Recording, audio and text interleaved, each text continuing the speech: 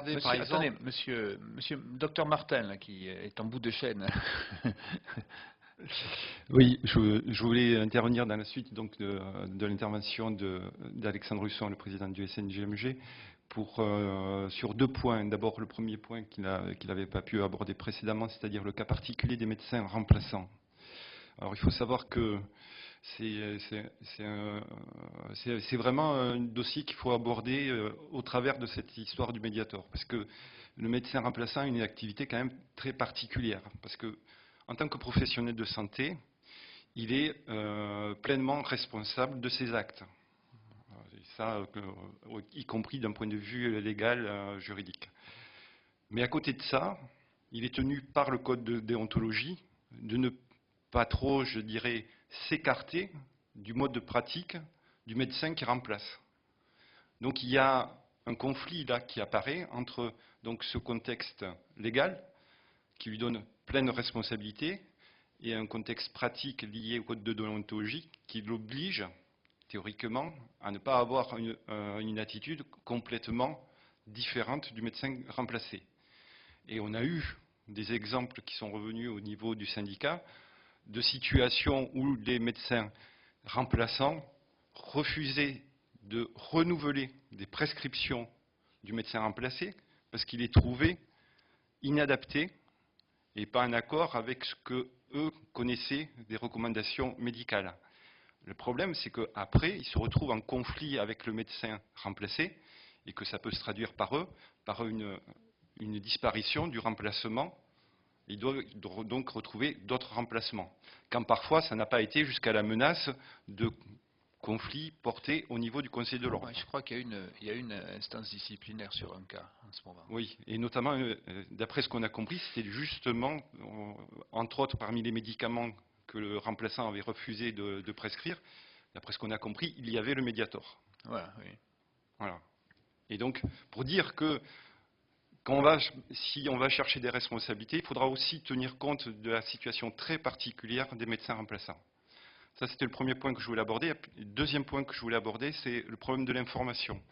Si je suis présent ici, c'est parce que je suis chargé par le SNJMG d'organiser, avec les nouveaux modes de communication, la communication auprès des jeunes médecins généralistes pour justement trouver une alternative aux communications qui existent actuellement et qui donc sont toutes sous des partenariats avec l'industrie pharmaceutique. Et donc, notamment, j'anime un groupe qui a mis en place un réseau Internet d'échange entre jeunes médecins généralistes en 2009. Et c'est pour dire que un réseau, bien sûr, donc, qui est fait sur les fonds propres du syndicat qui est donc, je le reprécise, qui est complètement indépendant de l'industrie pharmaceutique, donc qui ne reçoit aucun soutien financier de ce côté-là. Aucun soutien financier, mais aussi, ça veut dire aussi aucun soutien institutionnel, parce que quand on est un petit syndicat qui essaie de se débrouiller avec les cotisations de ses adhérents, ce n'est pas évident d'organiser des réunions avec des personnalités pour intéresser le public. C'est aussi difficile d'aller aborder les facultés parce que on est soit taxé de petits syndicats, soit on est taxé d'ayatollahs parce que justement on met en avant notre refus de la dépendance par rapport à l'industrie pharmaceutique. Et donc dans ce réseau, donc totalement payé par le syndicat, et réseau sur lequel ne figure aucune publicité, qu'elle soit d'ailleurs d'ordre médical ou extramédical, depuis 2009, nous avons notamment suivi l'histoire du Mediator et nous avons donc retracé toute l'histoire des difficultés d'Irène Frachon avec son livre. Nous avons repris aussi la tribune libre de M. Bapt au mois d'août dans Le Monde. Et en 2010, toujours en 2010, quand l'alerte a été donnée en novembre, nous avons aussi diffusé auprès des jeunes médecins généralistes une conduite à tenir pour savoir comment se comporter face aux patients qui avaient pris du Mediator ou comment alerter les patients dont ils pouvaient savoir qu'ils avaient pris du Mediator. De la même façon, on a tenu au courant des difficultés intercurrentes liées à l'antiarythmique Multac et aux alertes qui ont été lancées à cette occasion-là. Voilà. Et pour finir, on a aussi organisé et diffusé une information de décryptage et d'utilisation pratique de la fameuse liste des 77 médicaments classés en surveillance particulière par la FSAPS, parce qu'on avait trouvé, comme tous nos collègues, que cette liste était très mal présentée, n'avait aucune utilisation pratique.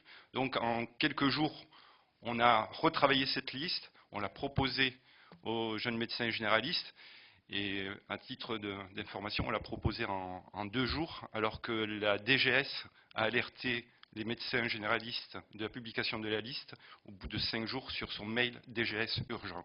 Voilà. Donc c'est pour dire que même avec de petits moyens, il est possible de faire passer l'information. Hein, de la même façon que Prescrire de son côté avait alerté, recueilli toutes les informations depuis très longtemps sur la dangerosité du Mediator, alors que l'administration sanitaire a mis un temps fou pour arriver aux mêmes conclusions. Donc voilà, ce n'est pas une question de moyens, on peut faire, mais il faut avoir la volonté de le faire. Nous avons la volonté de transmettre une information libérée de toute dépendance avec l'industrie pharmaceutique. Oui.